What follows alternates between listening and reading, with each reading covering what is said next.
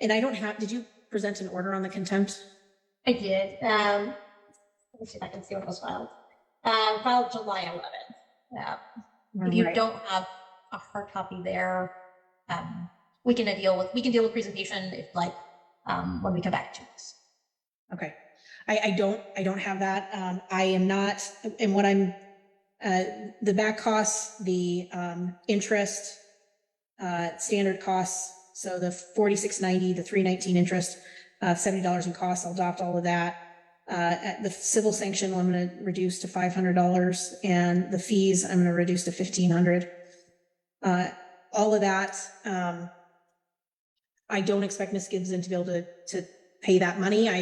I want her to stay as up to date with the support order that sounds like it's being garnished, and make as many payments as possible. But ideally, if the house can get sold, I think it's appropriate for those to be just subtracted from her side of any award for the return on the house.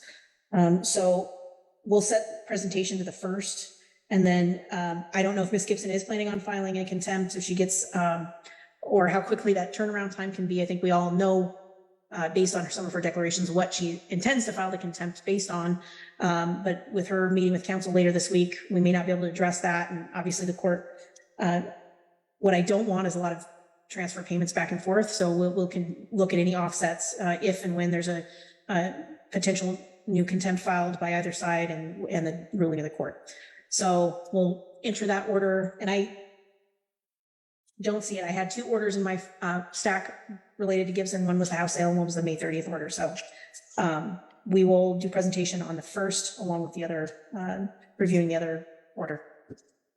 So only request is at this point, because the children exited daycare, it is a set sum that she owes. We'd ask that we just be able to update that full amount of what she owes through the day the children exited care.